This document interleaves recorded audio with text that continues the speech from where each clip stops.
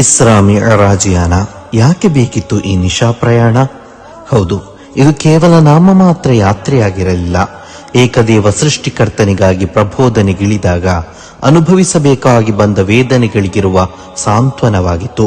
ನನ್ನ ಹುಜೂರರಾದ ಪೈಗಂಬರ್ ಮುಹಮ್ಮದ್ ಸಲ್ಲಲ್ಲಾಹು ಅಲೈಹಿ ವಸಲ್ಲಮರಿಗೆ ಶತ್ರುಗಳು ಕಲ್ಲೆಸೆದಿದ್ದರು, ನಾಶವಾಗಿ ಹೋಗೆಂದು ಶಾಪ ಹಾಕಿದ್ದರು, ಧಾರ್ಮಿಕ ಸ್ವಾತಂತ್ರ್ಯವನ್ನು ನೀಡದೆ ಹುಚ್ಚನೆಂದು ಅಟ್ಟಾಳಿಸಿ ಓಡಿಸುತ್ತಿದ್ದರು, ನಂಬಿ ಬಂದ ಅನುಯಾಯಿಗಳನ್ನು ಪೀಡಿಸಿ ಕೊಲ್ಲುತ್ತಿದ್ದರು. ತನ್ನ ಅರ್ಧಾಂಗಿಯಾಗಿದ್ದ, ತನ್ನೆಲ್ಲವೂ ಆಗಿದ್ದ ಮುದ್ದಿನಂತಹ ಧರ್ಮಪತ್ನಿ ಖದೀಜಾರನ್ನು ಕಳೆದುಕೊಂಡ ಖಿನ್ನತೆಯಲ್ಲಿದ್ದರು.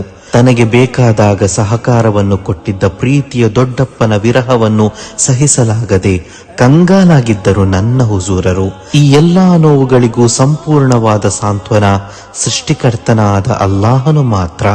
ಆ ಸೃಷ್ಟಿಕರ್ತನ ಪ್ರೀತಿಯ ದಾಸನಿಗೆ ನೀಡಿದ ಅತಿ ಮನೋಹರವಾದ ಸಾಂತ್ವನದ ಅದ್ಭುತ ಪ್ರದರ್ಶನವೇ ಈ ಇಸ್ರಾ ಮಿಅರಾಜ್. ಸುಬ್ಹಾನಲ್ಲದಿ ಅಸ್ರಾ ಬಿಅಬ್ದಿಹಿ ಲೈಲಂ ಮಿನಲ್ ಮಸ್ಜಿದಿಲ್ ಹರಾಮಿ ಇಲಲ್ ಮಸ್ಜಿದಿಲ್ ಅಕ್ಸಾ. ತನ್ನ ದಾಸನನ್ನು ಒಂದೇ ರಾತ್ರಿಯಲ್ಲಿ ಮಸ್ಜಿದುಲ್ ಹರಾಮಿನಿಂದ ಮಸ್ಜಿದುಲ್ ಅಕ್ಸಾದ ಕಡೆಗೆ ನಿಶಾಯಾನ ಮಾಡಿಸಿದವನು ಪರಮ ಪಾವನನು.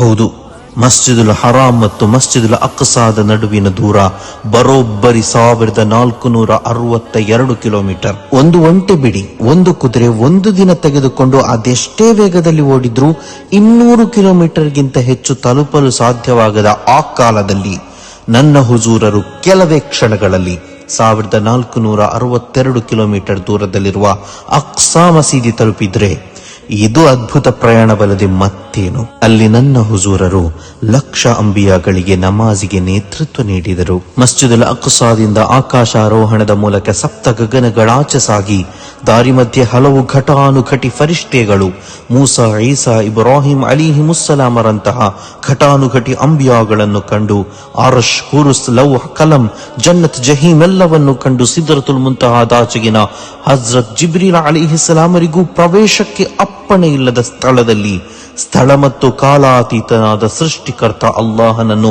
ಕಾಣುವುದಕ್ಕಿಂತಲೂ ಅದ್ಭುತ ಇನ್ನೇನಿದೆ ಹೇಳಿ?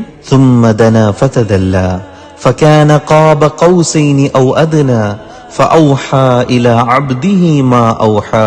ಅನಂತರ ಆ ಪ್ರೀತಿಯ ದಾಸ ಇನ್ನಷ್ಟು ಮತ್ತಷ್ಟು ಹತ್ತಿರವಾದರು, 2 ಧನುಸ್ಸುಗಳಷ್ಟು ಅಥವಾ ಅದಕ್ಕಿಂತಲೂ ಹೆಚ್ಚು ನಿಕಟವಾದರು. ಆಗ ಸೃಷ್ಟಿಕರ್ತನು ತನ್ನ ದಾಸನಾದ ಹುಜೂರರಿಗೆ ತಾನು ಬೋಧಿಸಬೇಕಾದುದೆಲ್ಲವನ್ನು ಬೋಧಿಸಿದನು. ಆಹಾ, ನನ್ನ ಹುಜೂರರು ಅಂದು ಸಂತೃಪ್ತಿಯಾದಷ್ಟು ಮತ್ಯಾವತ್ತೂ ಸಂತೋಷವಾಗಿರ್ಲಿಕ್ಕಿಲ್ಲ. ಪ್ರಪಂಚದ ಅತಿ ದೊಡ್ಡ ಪ್ರಶಸ್ತಿಯೊಂದು ನಿನಗೆ ಸಿಕ್ಕಿದ್ರೆ ಅದೆಷ್ಟು ಸಂತೋಷವಾಗಬಹುದು ನಿನ್ಗೆ? ಅದಕ್ಕಿಂತ ಕೋಟಿ ಪಟ್ಟು ಬೆಲೆ ಬಾಳುವ ಪ್ರಶಸ್ತಿ ನಮ್ಮ ಹುಜೂರರಿಗೆ ಲಭಿಸಿದ ರಾತ್ರಿಯೇ ರಜಬ್ 27ನೇ ರಾತ್ರಿ. ಆ ಪ್ರಶಸ್ತಿಯ ಹೆಸರೇ ನಮಾಜ್. ಹೌದು, ರಜಬ್ 27ರ ಇಸ್ರಾ ಮಿಅರಾಜನ ರಾತ್ರಿಯು ನನ್ನ ಹುಜೂರರನ್ನು ಸೃಷ್ಟಿಕರ್ತನಾದ ಅಲ್ಲಾಹನು ಸಮಾಧಾನ ಪಡಿಸಿದ ರಾತ್ರಿಯೂ ಹೌದು, ನಮಾಜಿನ ವಾರ್ಷಿಕೋತ್ಸವ ಕೂಡ ಹೌದು. 5 ವಕ್ತ್ ನಮಾಜನ್ನು ನಿರ್ವಹಿಸಲು ಸೃಷ್ಟಿಕರ್ತ ಅಲ್ಲಾಹನು ನಮ್ಮನ್ನು ಅನುಗ್ರಹಿಸಲಿ. ಆಮೀನ್.